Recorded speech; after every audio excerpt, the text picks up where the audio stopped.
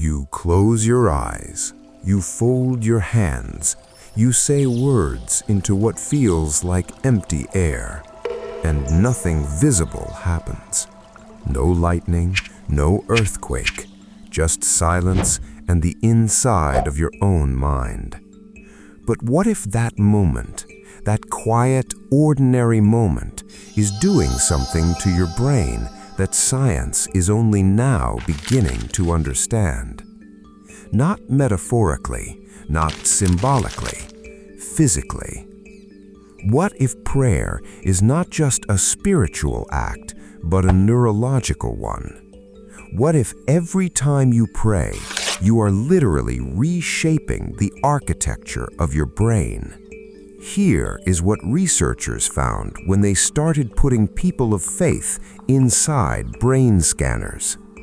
Dr. Andrew Newberg is a neuroscientist at Jefferson University. He has spent over 2 decades scanning the brains of people while they pray and meditate. What he found shook his assumptions about religion and science. When deeply devoted people engaged in prayer, the activity in their parietal lobe, the region responsible for your sense of self, your feeling of where your body ends and the rest of the world begins, dropped dramatically. It went quiet. The brain's boundary between you and everything else began to dissolve.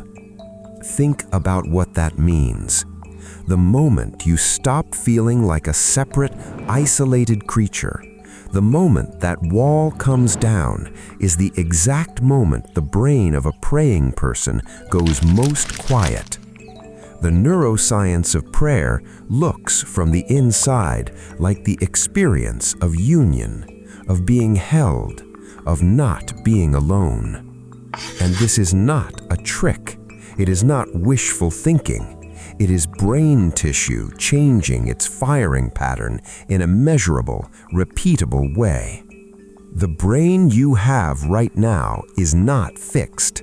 That is one of the most important discoveries in modern neuroscience.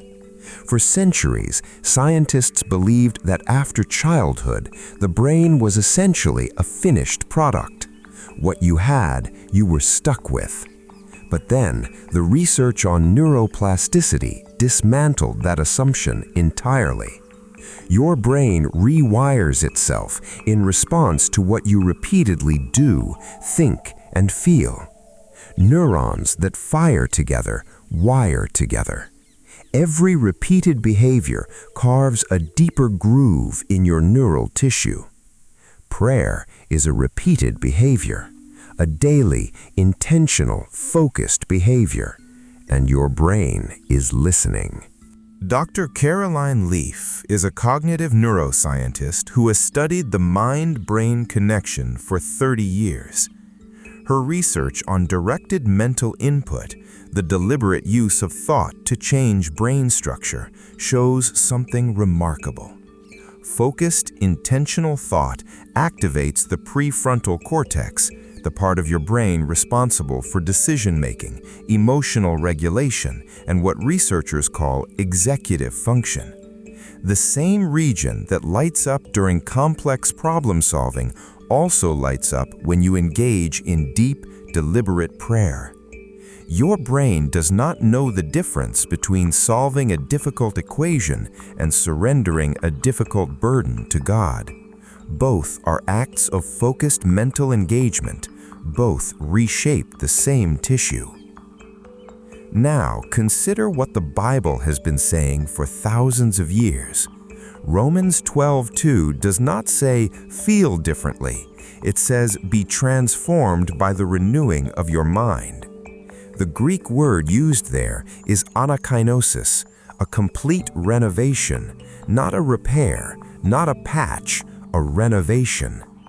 Paul, writing in the 1st century, used language that neuroscientists in the 21st century are only now catching up to.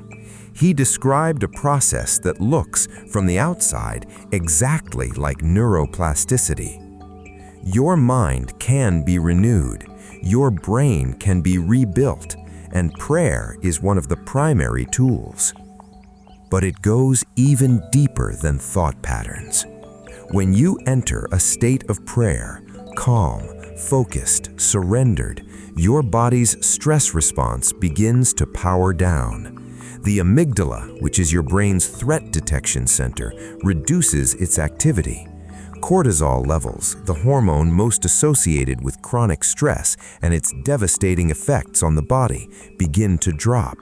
Your heart rate slows, your blood pressure decreases. The branch of your nervous system responsible for healing, digestion, and cellular repair, the parasympathetic system, takes over. Your body is designed to heal itself, but it can only do that when it is not in survival mode. Prayer pulls you out of survival mode. Dr. Herbert Benson at Harvard Medical School documented what he called the relaxation response, a measurable physiological state opposite to the fight or flight response. He found that repetitive prayer triggered this state reliably, consistently, and powerfully. The body, under the influence of prayer, behaved as if it had been given permission to rest, recover, and restore itself. The ancient writers of the Psalms knew this in their bones, even if they did not have the vocabulary for it. Psalm 46:10 says, "Be still and know that I am God." Not be busy, not be productive, be still. The neuroscience of that command is this: stillness is not passive. Stillness is the active state in which your nervous system repairs itself.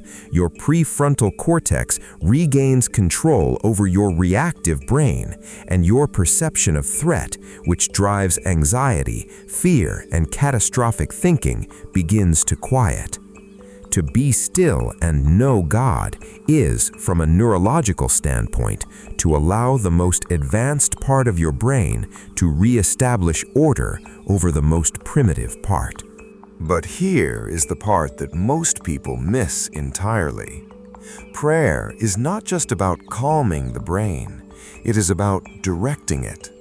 When you pray specifically, when you speak out loud or internally about specific things, when you name your fears, when you declare truth over your circumstances, you are engaging what neuroscientists call the default mode network. This is the brain's storytelling system, the part of your mind that constructs and reconstructs your narrative about who you are and what your life means.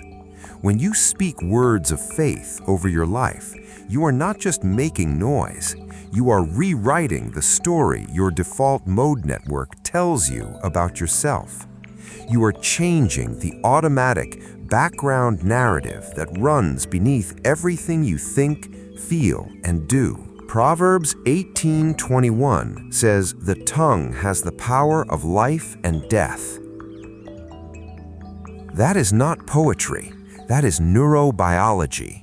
The words you repeat most frequently become the default assumptions your brain makes about reality.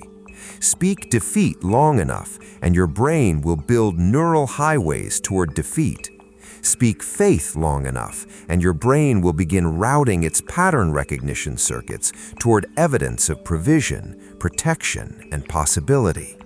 You are not just praying, you are training your brain to see the world differently.